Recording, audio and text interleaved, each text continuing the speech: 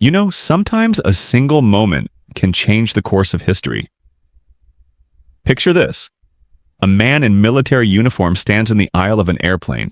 His cheek is red, burning from a slap that echoed through the cabin. Passengers around him sit frozen, phones held high, recording everything. And in that moment, something shifts. Not just for him, but for an entire nation. Before we go any further, I want to know, where are you watching this from right now? Drop your location in the comments, because what I'm about to share with you, this isn't just a story. This is a mirror, and depending on where you're sitting, it might reflect something you've seen, something you've felt, or something you've pretended not to notice. If you've never been here before, do me a favor, hit that subscribe button. Because by the end of this, you're going to understand why one flight attendant's hand changed the airline industry forever. And if you believe, truly believe, that respect isn't a privilege, that dignity isn't something you earn by the color of your skin, then like this video right now. Let's begin. Atlanta, Georgia, Hartsfield-Jackson Airport. Lieutenant Colonel David Morrison stood at the gate, his Air Force uniform pressed to perfection. But if you looked closely, really closely, you'd see the heaviness in his shoulders. You'd notice how his eyes lingered on nothing in particular, like a man whose mind was somewhere else entirely. 2 days ago, David had buried his mother. Let me say that again because we need to feel this. 2 days ago, the woman who raised him, who sacrificed everything so he could become the man standing in that airport, had been laid to rest in the red clay soil of Alabama. And now, duty was calling him back. Not because he wanted to go, not because he was ready, but because that's what soldiers do. They answer the call, even when their hearts are breaking. David checked his watch. In less than 24 hours, he'd be sitting in a classified Pentagon briefing. Important stuff. The kind of meeting that affects thousands of lives. As one of the few black officers with his level of security clearance, he carried a weight that went beyond rank. He represented possibility. He represented progress. He represented every barrier his father's generation had fought to break down. Boarding pass, please. The gate agent smiled at him, her eyes catching the medals on his chest, the insignia on his collar. Thank you for your service, Major. David nodded. That phrase. Thank you for your service. He'd heard it 1,000 times. Sometimes it felt genuine. Sometimes it felt automatic. Today, it just felt hollow.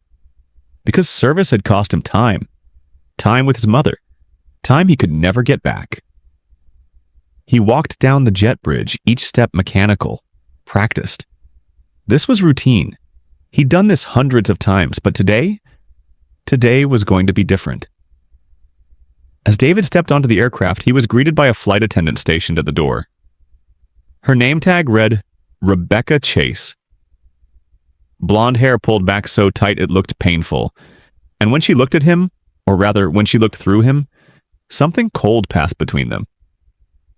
Right side, sir, she said, her voice clipped, already looking past him to the next passenger. David found his seat. 2A, first class. The military had authorized the upgrade because of the classified nature of his travel. He began storing his cap in the overhead bin when he heard it. Excuse me. Rebecca had materialized beside him like a shadow with a purpose. Are you sure you're in the right section? Pause for a moment. Let that sink in. Here's a man in full military dress uniform, medals on his chest, rank clearly displayed, standing in first class. And the first question isn't, "Can I help you, sir?" It's, "Are you sure you're in the right section?" David kept his face neutral.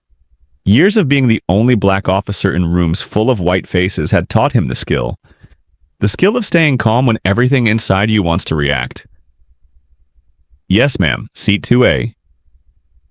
I need to see your boarding pass again. He had just shown it at the gate, but he pulled it out anyway, handed it over silently. Rebecca scrutinized it like she was looking for a forgery. Electronic verification can make mistakes, she muttered, even as the first-class assignment was right there, clear as day. Now, here's the thing. While this was happening, David noticed something. A white businessman across the aisle, suit, tie, expensive watch, had boarded just before him. That man was already settled, comfortably sprawled with his jacket hanging out, his laptop bag taking up space, his briefcase in the overhead bin. No one had questioned him. Nobody asked to see his boarding pass twice. Nobody suggested the computer might have made a mistake. David reached for the overhead bin again. I need to store my military duffel up here. Rebecca stepped between him and the bin. Actually stepped between them. You're taking too much space. You'll need to check that.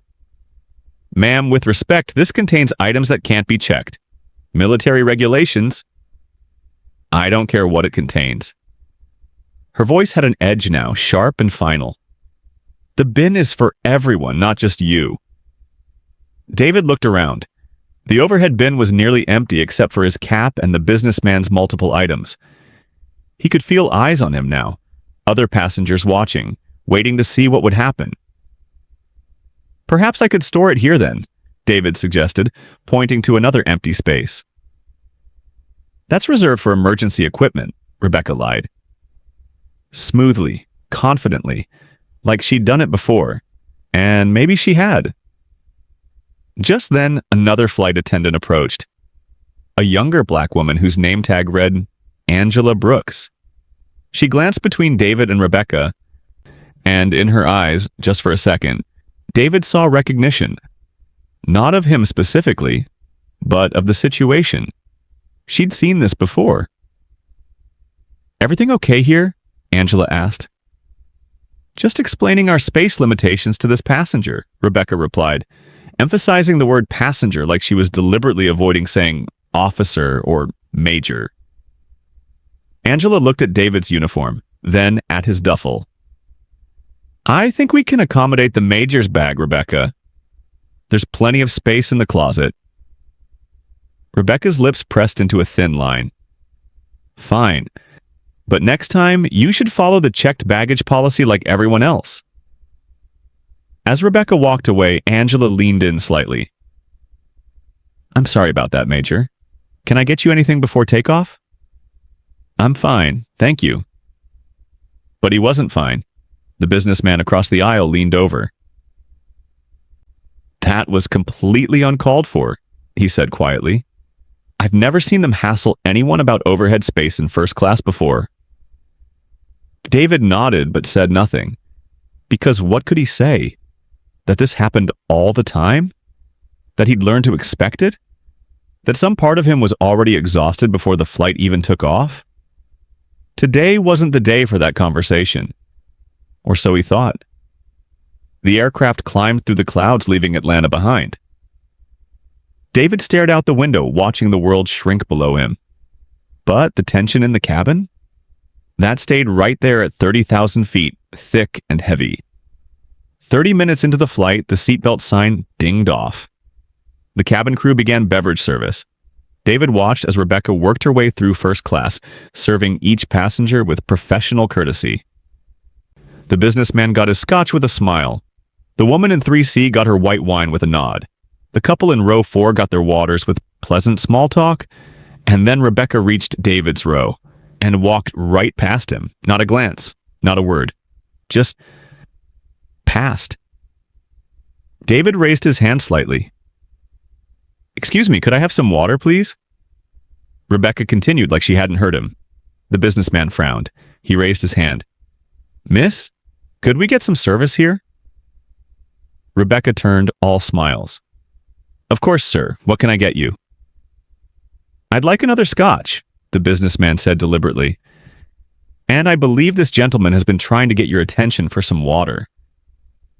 Rebecca's smile tightened. I'll be right with him after I finish serving the other passengers.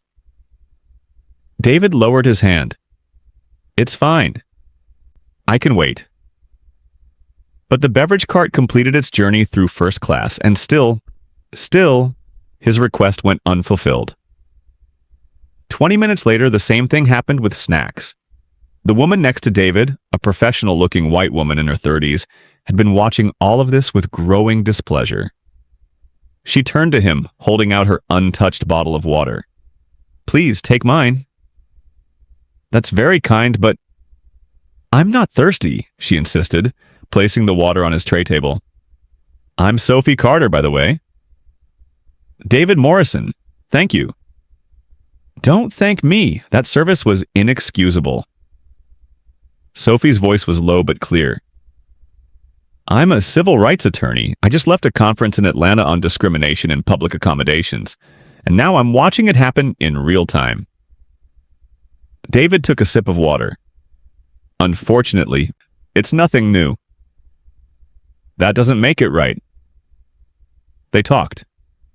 David learned that Sophie worked for the ACLU, specializing in cases of institutional discrimination. Their conversation flowed easily, a welcome distraction, and then Rebecca appeared. "Sir, I'm going to have to ask you to keep your voice down. You're disturbing other passengers." David blinked. Their conversation had been no louder than anyone else's. "We were just talking normally," Sophie interjected, her lawyer's instincts kicking in. "No one else is being asked to quiet down." Rebecca ignored her, focusing on David. "If you continue to be disruptive, I'll have to report you to the captain." "Ma'am, with respect, we're having a normal conversation. I'm not being disruptive." "That's your opinion. I'm the authority on this aircraft, and I determine what constitutes disruptive behavior." From across the aisle, passengers were openly staring now. Angela passed by with a trash bag, caught David's eye briefly, that apologetic look again, and hurried on. As Rebecca stalked away, David fell silent. And in that silence, a memory surfaced. A memory from childhood. He was 10 years old, sitting beside his father on a commercial flight. His father, a career Air Force officer, one of the legendary Tuskegee Airmen, was being treated with the same disdain. The flight attendant questioned his first-class ticket, ignored his requests, treated him like he didn't belong. "Why does she treat you that way, Dad?" young David had asked. His father's answer stayed with him for 30 years. "Some people will always see the color of our skin before they see our humanity, son. But we don't let that stop us from flying. We just learn to fly higher than their prejudice can reach." Now, 3 decades later, David found himself in the exact same situation. His father had maintained his dignity, and David was determined to do the same. "I'm sorry you're experiencing this," Sophie said quietly. "Like I said, it's nothing new." But what David didn't say, what he couldn't say, was how exhausting it was to constantly navigate these waters, to always be the one who had to stay calm, to never show anger lest he confirm someone's biased expectations. Today, of all days, with his mother's funeral still fresh, the weight felt unbearable, but he would bear it. He just didn't know this flight would test him like never before. 2 hours into the flight, the aircraft hit turbulence, not the gentle kind. The violent kind that makes your stomach drop and your hands grip the armrests. The captain's voice crackled over the intercom. "Everyone return to your seats and fasten your seatbelts." And then, without warning, the oxygen masks deployed. They dropped from the ceiling with a startling hiss, dangling like yellow plastic jellyfish. Panicked murmurs spread through the cabin. "Remember to secure your own mask before assisting others," Angela announced, her voice professional despite the circumstances. David quickly secured his mask, then noticed the elderly man beside him struggling with trembling hands. Without hesitation, David reached over. "Here, sir, let me help you." He gently secured the mask over the elderly passenger's face, making sure the elastic band was properly positioned. "Thank you, son," the man said, his voice muffled. "These old hands don't work like they used to." David had just settled back when Rebecca charged down the aisle, lurching with the plane's movement. "What do you think you're doing?" she demanded. "Helping this gentleman with his oxygen mask." "You are interfering with safety procedures." Rebecca's voice rose. Passengers are not authorized to assist each other. That's crew responsibility. David remained calm. The gentleman needed immediate assistance, and I have emergency training through the military. I don't care if you're the Secretary of Defense, Rebecca snarled. On this aircraft, you follow my instructions. The elderly man spoke up. He was just helping me, miss. Sir, please stay out of this. Rebecca cut him off dismissively. David could feel every eye in first class on them now. I apologize if I overstepped, David said professionally. I was only trying to help. But Rebecca wasn't placated. Your help could endanger everyone on this flight. This isn't a military aircraft where you can do whatever you want. By now, the oxygen masks had retracted. The turbulence had passed, but the tension? That was just getting started. David took a deep breath. May I have your name, please? I'd like to file a formal complaint about your conduct today. Rebecca's eyes widened. Are you threatening me? No, ma'am. I'm exercising my right as a passenger to report unprofessional treatment. Unprofessional? Rebecca's voice climbed higher. You're the one disrupting this flight, acting like you own the place because you're wearing that uniform. Is it even real? Or did you buy it at a costume shop to get special treatment? A stunned silence fell over the cabin.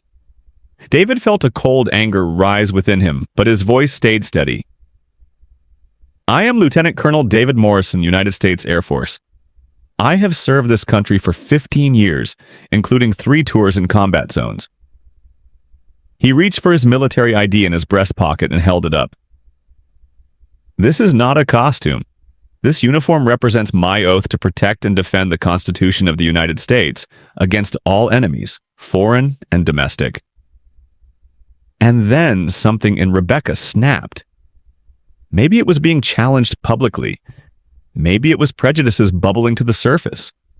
Whatever the cause, what happened next changed everything. Her hand moved in a blur. The slap echoed through the cabin. David's head snapped to the side from the impact. Don't you dare threaten me! Rebecca shouted. Passengers gasped. Someone in the back yelled, "Oh my God!" David sat perfectly still. His cheek stung, but the greater pain was the public humiliation. Never in his distinguished career had he been struck like this. The elderly man beside him placed a trembling hand on his arm in solidarity. I did not threaten you, David said quietly, his dignity intact despite the assault. But you have just committed battery against a military officer. Sophie had her phone out. And I have it all on video, she announced clearly. Around the cabin, other passengers held up phones. The moment had been captured from multiple angles. Angela rushed forward, her face stricken with horror. Rebecca, what have you done? Rebecca seemed to suddenly realize what she'd done. Her face paled as she looked around at the sea of recording devices and shocked expressions. He was threatening me, she stammered, backing away. You all saw it. He was threatening me. Not a single passenger spoke in her defense. The truth had been too obvious, the injustice too blatant. David touched his cheek, feeling the heat where her hand had struck. In that moment, something shifted inside him. He had always been taught to turn the other cheek, to rise above, to not make waves. But sometimes justice requires action. He hadn't come looking for this fight, but now that it had found him, he would not back down. What the passengers didn't know, what Rebecca couldn't have guessed, was that David Morrison was about to reveal something that would change everything. Angela immediately stepped between David and Rebecca.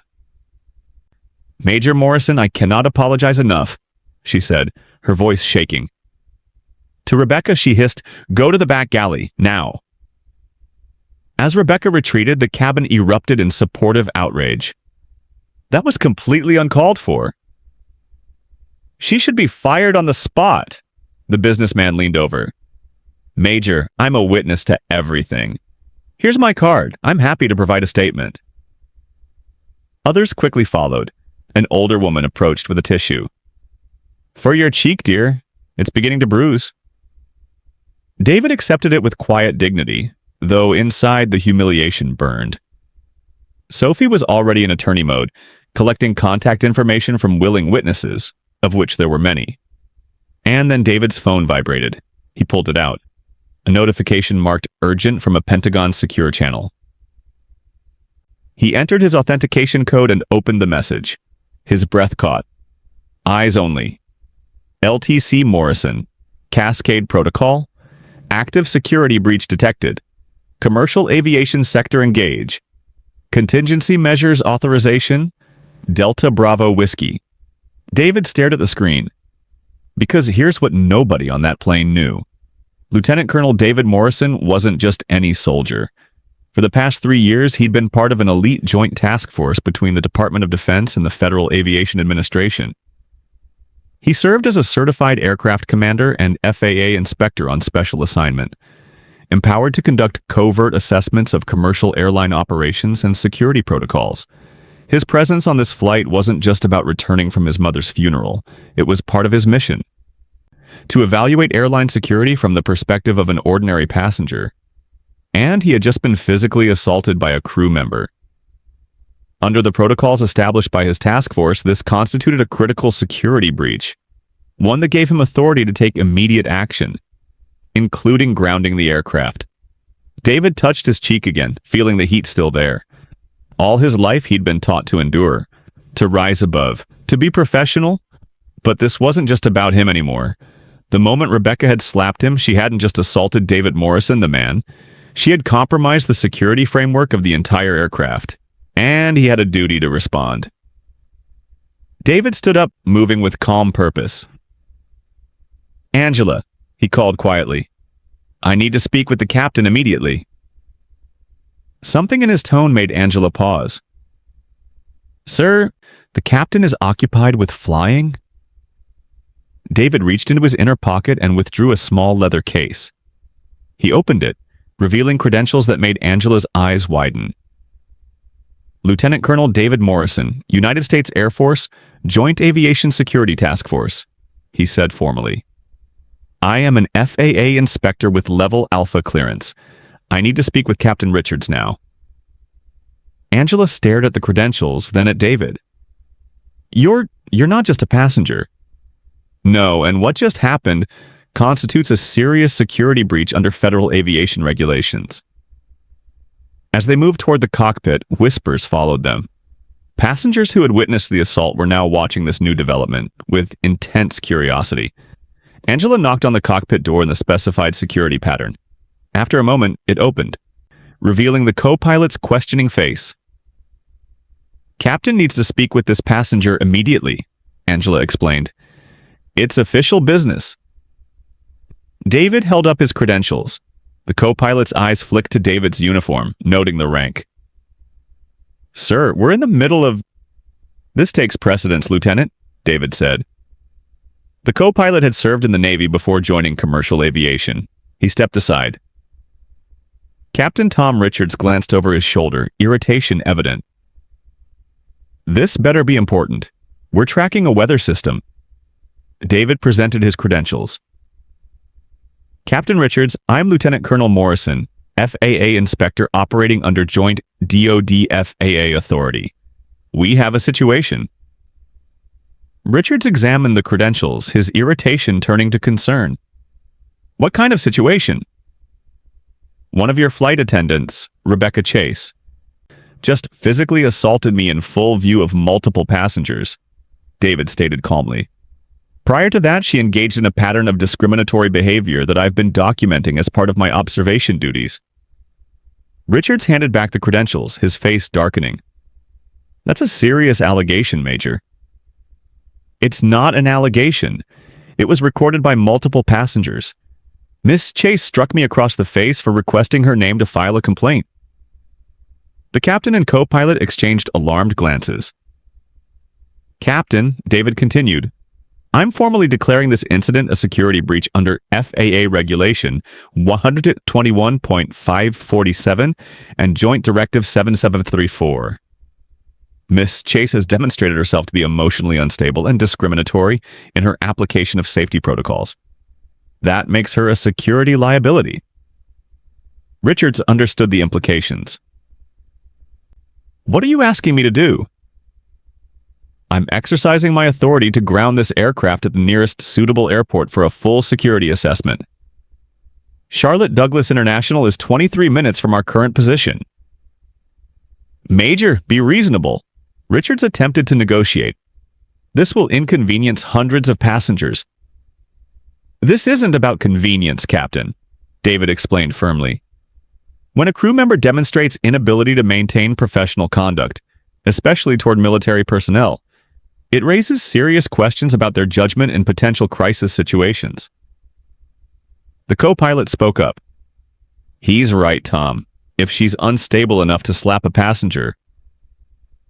Just then, the cockpit door opened again. Rebecca appeared, her face flushed with anger. Captain, this passenger is causing a disruption. She froze as she registered David's presence in the cockpit. What is he doing in here? This is a restricted area. Miss Chase? Captain Richards said, his voice ice cold. This is Lieutenant Colonel Morrison. He's an FAA inspector with full clearance. The color drained from Rebecca's face, but she recovered quickly. That's impossible. He's just a passenger trying to intimidate us. David said nothing, simply held up his credentials. Rebecca's eyes darted from the credentials to David to the captain. This is ridiculous. You can't possibly believe... This affirmative action in uniform? He probably stole those credentials. The cockpit fell silent. Captain Richards' voice was ice when he spoke. Miss Chase, you are relieved of duty effective immediately. Return to the crew rest area and remain there until we land. But, Captain, that's an order. Rebecca's face contorted with rage and humiliation. This is discrimination against me. He comes in here throwing his weight around because of his uniform, and you just cave. My authority recognizes the chain of command, Miss Chase, Richards said firmly. Lieutenant Colonel Morrison outranks both of us in this situation. Now remove yourself from my cockpit. As Rebecca stormed out, David turned back to Captain Richards. I'm officially invoking my authority under Cascade Protocol to ground this aircraft at Charlotte Douglas International. Please make the necessary arrangements with air traffic control. Richards nodded grimly. For what it's worth, Major, I apologize for my crew member's conduct. I know, Captain. That's why we have these protocols, to ensure isolated incidents don't compromise the overall integrity of commercial aviation. As Richards began communicating with air traffic control, David felt a complex mix of emotions. He took no pleasure in disrupting hundreds of travel plans. But he had sworn an oath, and today that oath demanded action. The aircraft banked slightly, changing course for Charlotte. Ladies and gentlemen, this is your captain speaking, Richards announced over the intercom. Due to an operational issue, we will be making an unscheduled landing at Charlotte Douglas International Airport. We expect to be on the ground in approximately 20 minutes. A collective groan rose from the cabin. David returned to his seat, aware of the curious glances following him. Sophie leaned over. What's happening? It's a security protocol, David said quietly. Sophie studied his face. You're not just a regular officer, are you? No, I'm an FAA inspector on a joint military-civilian task force. Sophie's eyes widened. So when she slapped you, she assaulted a federal officer conducting security oversight. And this landing is the beginning of something much bigger. By the time the aircraft touched down in Charlotte, the story had already begun spreading. As the plane taxied to its gate, David could see emergency vehicles assembling on the tarmac, standard procedure for an unscheduled landing. What wasn't standard was the black SUV with government plates pulling up alongside them.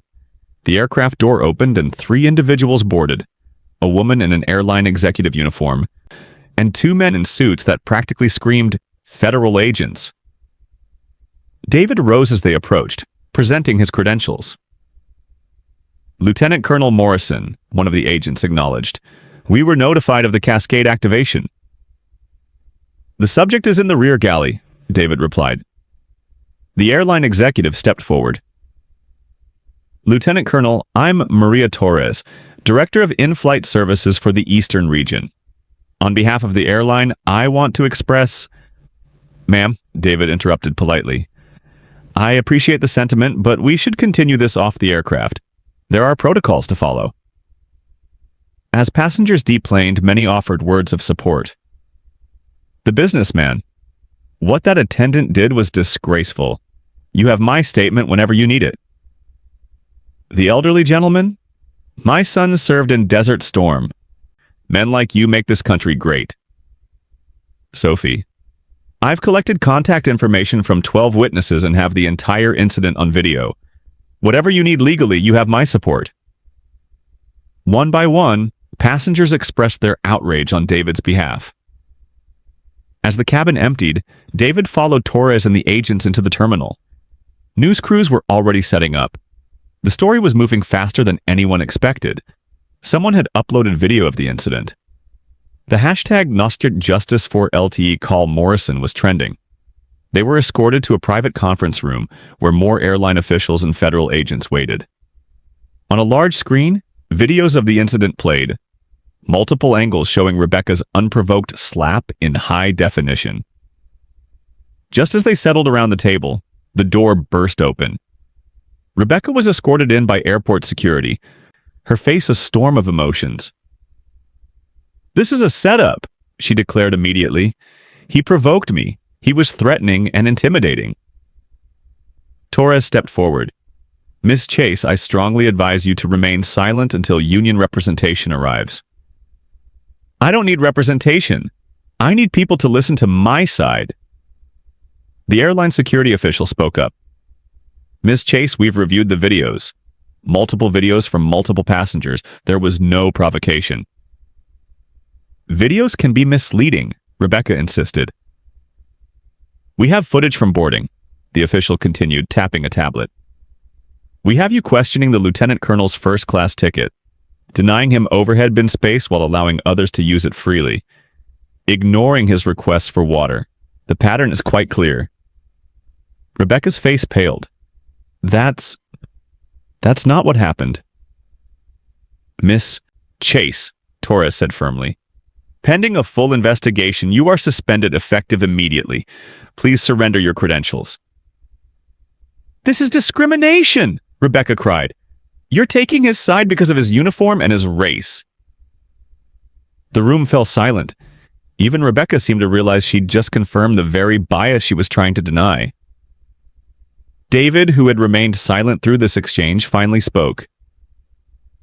Miss Chase, this isn't about taking sides. It's about professional conduct and aviation security. When any crew member demonstrates inability to maintain composure, it creates a safety risk for everyone on board. Don't lecture me about safety. I've been flying for 12 years. David didn't respond to the provocation. Instead, he turned to Torres. Director, I'd like to review Ms. Chase's employment record as part of my security assessment. As the administrative details were being sorted, the door opened again. A distinguished older black man in an expensive suit entered, flanked by two executives. Marcus Morrison, the man introduced himself. Lieutenant Colonel Morrison's father. David stood in surprise. Dad, how did you... I was watching CNN when your face appeared on screen, son. I made some calls. Marcus Morrison was no ordinary father. A retired Air Force colonel and one of the last surviving Tuskegee Airmen, he had later become a prominent civil rights attorney and currently served on several corporate boards, including this airline's board. Colonel Morrison, Torres said, clearly recognizing him. I didn't realize the lieutenant colonel was your son. Few people make the connection, Marcus said mildly. We prefer it that way. My son has always insisted on making his own path. He turned to David. Although today, I'm not here as your father. I'm here as a board member of this airline, and I'm deeply disturbed by what I've witnessed. The dynamics in the room shifted palpably. What had been a serious incident was now a potential corporate crisis, with one of the airline's own board members personally involved. "Colonel," Torres began cautiously, "we are taking this extremely seriously." "Director Torres," Marcus interrupted gently, "I've been hearing those same assurances for over 50 years. What I haven't seen is systemic change." He turned to David. "Son, I know you were raised not to make waves, to be the model of military professionalism regardless of provocation. But sometimes progress requires more than quiet dignity. Sometimes it requires action." David nodded, understanding his father's meaning perfectly. This wasn't just about one incident or one flight attendant. It was about patterns that had persisted for generations. "The security review will be thorough," David promised, "and the findings will be public." As the meeting continued, David found himself thinking about his mother's funeral. She had always told him, "When you face injustice, make it mean something beyond yourself." Today, perhaps he had that chance. 1 week later, David stood before a packed congressional hearing room. The past 7 days had been a whirlwind: interviews, depositions, meetings with Pentagon officials. The airline had moved swiftly, firing Rebecca within 48 hours and announcing a comprehensive review of diversity policies. But the story had grown beyond one incident. It had become a national conversation about discrimination in commercial aviation. Senator Maria Sanchez, chairwoman of the Transportation Committee, called the session to order. "Today we address disturbing allegations of systematic discrimination in commercial aviation," she began. "What began as a single incident has revealed patterns that demand our attention and action." David was the first witness called. After being sworn in, he recounted the events with military precision, clinical, factual, devoid of emotional embellishment. The facts themselves were damning enough. "Lieutenant Colonel Morrison," Senator Sanchez asked, "in your professional capacity with the joint DoD-FAA task force, how would you characterize the security implications of what you experienced?" David leaned toward the microphone. "Senator, aviation security isn't just about preventing external threats. It's about ensuring all aspects of flight operations maintain the highest standards of professionalism. When crew members apply protocols differently based on a passenger's race, it creates unpredictability. And unpredictability is the enemy of security." He presented preliminary findings. Statistics showing black passengers were 3 times more likely to be questioned about their seating assignments, twice as likely to be denied overhead bin space, 4 times more likely to have complaints dismissed. "These aren't just customer service issues," David explained. "They're security vulnerabilities. When personnel make subjective judgments based on bias rather than objective criteria, they create gaps that can be exploited." The hearing continued with testimony from Angela, who courageously detailed the internal culture that had protected Rebecca, despite previous complaints. "There's an unspoken understanding," Angela testified. "Complaints from certain passengers aren't taken seriously. They're labeled as difficult or oversensitive." The airline executives testified next, their carefully prepared statements attempting to frame the incident as an anomaly. "We have zero tolerance for discrimination," the CEO insisted. Senator Sanchez was unimpressed. "If that's the case, how do you explain 17 previous complaints against Ms. Chase that were dismissed without action?" The most powerful moment came when Marcus Morrison testified, as both an airline board member and a historic figure in aviation. "I flew missions over Nazi Germany when black men weren't allowed to eat in certain restaurants back home," Marcus began. "I later argued before the Supreme Court to ensure equal treatment in commercial travel. And yet, here we are in 2025, watching my son face the same discrimination I fought against more than half a century ago." Marcus traced the history of discrimination in aviation, connecting David's experience to this larger context. "Progress isn't a straight line," Marcus concluded. "It requires constant vigilance. What happened to my son was a failure, not just of one individual, but of systems that should have prevented such treatment. As the hearing progressed, the focus shifted from establishing what happened to determining what should be done. David presented the Cascade Protocol's recommendations: standardized training programs, anonymous testing of airline personnel, independent review boards for discrimination complaints. The goal isn't punishment, David emphasized. It's improvement. We want airlines to succeed at treating all passengers with equal dignity because that creates a more secure environment for everyone. The hearing concluded with Senator Sanchez announcing new legislation: the Morrison Aviation Equality Act, establishing federal standards for anti-discrimination training in commercial aviation. As David left the hearing room, surrounded by reporters and cameras, he caught sight of his father standing to the side, watching with quiet pride. In that moment, David felt the weight of history, not just his family's history, but the long arc of America's struggle with racial justice. Today, he had helped bend that arc a little further toward justice. 6 months later, David stood at a podium in the Department of Transportation's main conference room, the silver oak leaves of his new rank gleaming on his shoulders. Behind him, a banner proclaimed the official launch of the Morrison Protocol for Equitable Aviation Standards. Today marks not an ending, but a beginning, David told the assembled officials. The real work happens not in hearings or press conferences, but in daily interactions between airline personnel and passengers of all backgrounds. The past 6 months have brought remarkable change.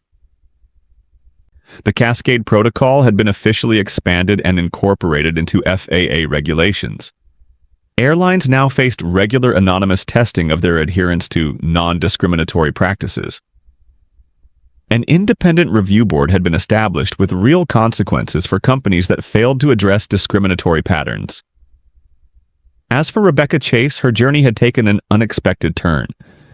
After being fired, she had initially denied any wrongdoing. But faced with overwhelming evidence, she had eventually acknowledged her biases and accepted responsibility. In what many considered ironic, Rebecca now worked as part of an anti-discrimination training program, sharing her story as a cautionary tale to new flight attendants. Her perspective had evolved from defensive denial to genuine remorse, not just for the slap, but for the pattern of behavior that preceded it.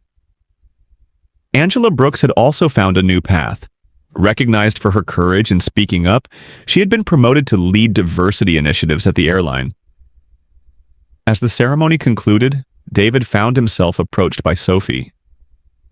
"Congratulations on the promotion, Lieutenant Colonel," she greeted him warmly. "Thank you, and thank you for everything you did to help make this happen." "It was my honor," Sophie said. "Actually, I have news. I've accepted a position with the DOT Civil Rights Division. Your case inspired more than just airline reforms." As they conversed, David noticed a woman hovering uncertainly at the edge of the reception. Rebecca Chase. "She asked if she could attend," Sophie explained. "Part of her community service. I can ask her to leave if—" "No," David said. "It's fine." After a moment's hesitation, Rebecca approached. The confident, aggressive demeanor was gone, replaced by subdued humility. "Lieutenant Colonel Morrison," she began quietly, "I don't expect you to forgive me, but I wanted to tell you in person how deeply sorry I am." David studied her face, seeing genuine remorse. "It took me a long time to admit, even to myself, that my actions were driven by bias," Rebecca continued. "I kept making excuses. But when I finally watched all the videos, saw my behavior from the outside, I couldn't lie to myself anymore." David nodded. "What matters most isn't what happened that day. It's what happens next. Are you working to change the patterns that led to that moment?" "I am," she affirmed. "Every day I speak to new flight crews about what happened. About the biases I didn't even realize I had. I tell them that discrimination isn't always about hate. Sometimes it's about unconscious assumptions we don't question until it's too late." David considered her words carefully. Individual growth is important, but this was never just about you or me. It's about changing systems. I understand that now, Rebecca said quietly. And for whatever it's worth, I'm committed to being part of that change. David extended his hand. Then I accept your apology, not because it erases what happened, but because moving forward requires all of us to acknowledge our failings and commit to doing better. Their handshake was brief but significant, not a dismissal of the past, but a cautious acknowledgement that transformation was possible. Later that evening, David boarded a flight to visit his father. As he presented his boarding pass, he was conscious of how different the experience felt from that day 6 months ago. The flight attendant at the door, a young black woman, greeted him with a professional smile. "Good evening, Lieutenant Colonel. Thank you for your service." As David settled into his seat, he noticed the diverse crew moving efficiently through their duties. The captain, a Latina woman, welcomed passengers over the intercom. In first class, passengers of various backgrounds were treated with equal courtesy. These changes hadn't happened by accident. They were the result of deliberate policies, training, and accountability measures. The Morrison Protocol had created a framework for measuring and improving equity in aviation, transforming an isolated incident into a catalyst for systemic change. As the aircraft lifted off, David gazed out the window at the receding lights below. His thoughts turned to his mother. She had always told him that true leadership wasn't about titles or authority, but about turning difficult moments into opportunities for positive change. In the reflection on the window, David saw not just himself, but the legacy of his father's generation and the promise of those who would come after. The journey toward justice was never complete, but today marked significant progress on that long road. The aircraft climbed higher, leaving earthbound concerns behind as it soared through darkening skies toward the stars. David smiled slightly, thinking how appropriate the metaphor was. Sometimes you had to be willing to ground the plane before you could truly take flight toward a better tomorrow. Let me ask you something. What moment in this story hit you the hardest? Was it when Rebecca questioned David's right to be in first class? When she ignored his request for water? When she slapped him in front of everyone? Or was it something quieter? The moment when he helped that elderly man with his oxygen mask and was punished for it? Because here's the truth that this story teaches us.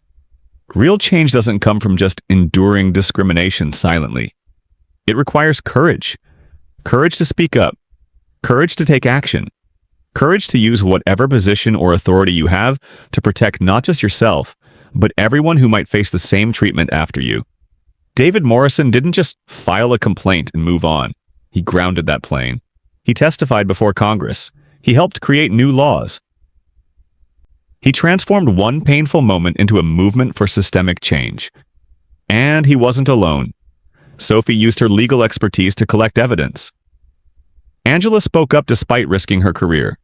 The passengers recorded what they saw and offered to testify. Marcus showed up, not just as a father, but as a board member with power to demand change. Even Rebecca eventually chose transformation over defensiveness. That's how justice happens. Not through one hero, but through many people choosing, in their own way, to be part of the solution. So now I want to hear from you. What moment in this story resonated with you most? Drop it in the comments below. Have you ever witnessed discrimination and wished you had spoken up? Tell me about it. If this story inspired you to stand against injustice, hit that like button right now. And if you believe stories like this need to be told, stories that don't just entertain but educate, that don't just inform but inspire action, then subscribe to this channel. Because we need more of this. We need more conversations about the systems that allow discrimination to persist. We need more examples of people who use their voices, their positions, their courage to bend that long arc toward justice. Most importantly, I want you to think about this. If you were in David's position, what would you do? If you were in Sophie's position, would you speak up? If you were in Angela's position, would you risk your career? If you were in Rebecca's position, would you have the courage to admit your bias and work to change it? These aren't just hypothetical questions, because somewhere, right now, someone is facing the same discrimination David faced, and the question isn't whether it's happening. The question is, what are you going to do about it? Share this video with someone who needs to hear this message today. Thank you for watching. Thank you for caring. And remember, your voice matters in the ongoing journey toward justice and equality for all. Until next time, don't forget to subscribe